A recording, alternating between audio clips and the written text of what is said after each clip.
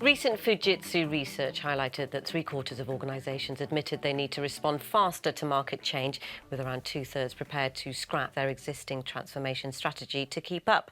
We're here with Sanjeev Kamboj, Chief Evangelist from Fujitsu, Cloud Data and DX, and Dr. Sally Eaves, Chair of CyberTrust, Global Foundation of Cyber Studies, to discuss the radical change that organisations need to drive and the role of modern applications and advanced technologies in making this a reality. So let's start with the idea of a radical change, and I'll start with you, Sally. Why must you think differently, and why must you think of radical change now? Great question, thank you. I think for me, it's these different vectors of change coming together. We've obviously had the pandemic, and that's heightened digital transformation right across the world, including industries that have previously been more laggard to change, like healthcare, for example, but also other factors as well. So geopolitical change, but also social change. I talk about conscious consumerism a lot. I think this period of time has really helped us to kind of reflect and reframe, kind of reposition what we want the future to look like. People are asking, the supply chain, where has this come from? Why does it matter? Who's made it? Do I really need that? So it's got us to question things as well. So I think that's brought a new accountability to business and a new application really of different emergent technologies to help make that better.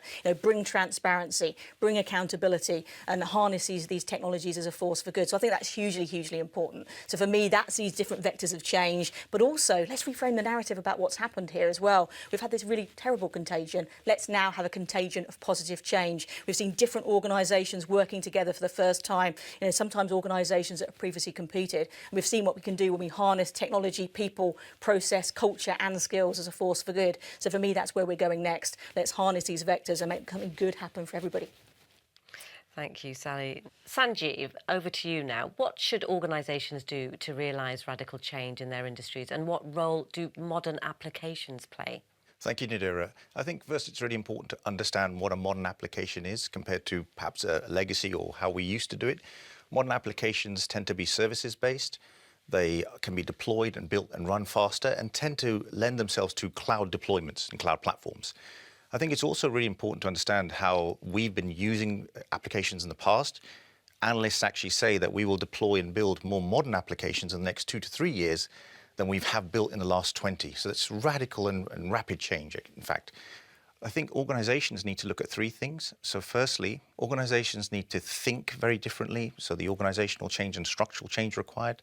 They need to invest differently. So this is around people, skills, platform investment. And lastly, they need to innovate. This is innovation with partners to really allow that rapid release, build and innovation cycles. Thank you, Sanjeev. Sally, you're particularly passionate about the role of emerging technologies. Can you tell us about the growing scale and impact of these in driving radical change for enterprises and governments?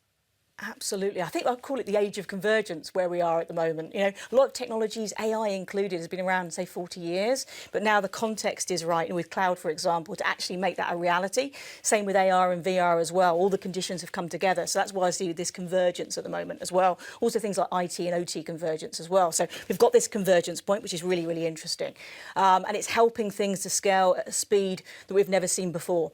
But also to do things with a sustainability aspect as well. We often talk about doing things more flexibly, more agile, but how can we do that on a sustainable basis at the same time? Technology is enabling that to happen. We have smart tech, and we do the smart thinking as well to really harness that in the right way.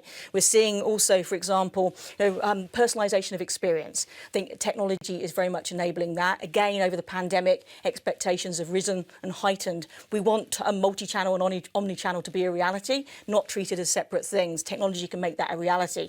Again, we want democratization. I talked about sustainability. I also talk about digital inclusion a lot. Technology is the way to make that happen. Look what we're doing today. Technology is a conduit to bring us all together, to share knowledge, to make community happen. And we've seen the benefits that can happen over the pandemic. But what more can we do with that?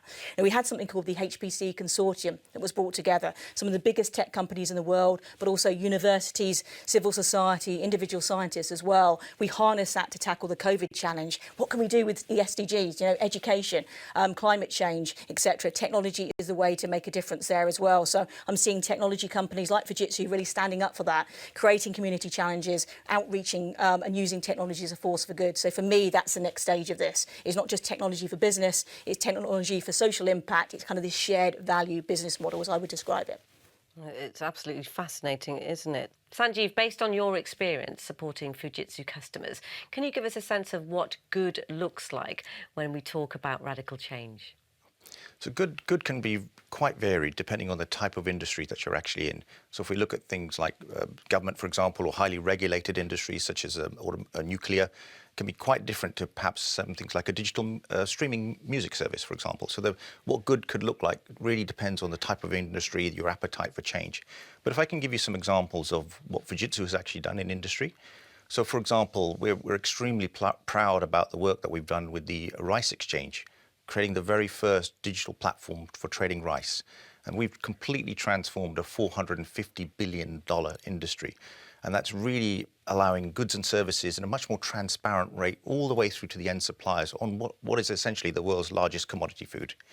If we look at the work that we're doing with automotive, building on the modern applications theme around agile development and building services faster, and that's allowing them to realize their vision as mobility as a service. And for the much more traditional organizations such as government or public sector, we are really transforming a lot of their legacy infrastructure to modern infrastructures and using modern technology such as artificial intelligence, machine learning to create new citizen-centric services.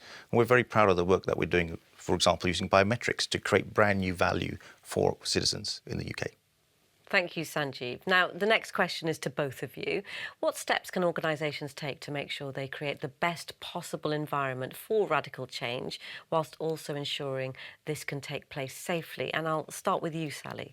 Sure, absolutely. I think I'll move beyond the technology, my response to that. So firstly, it has to be underpinned by the right culture.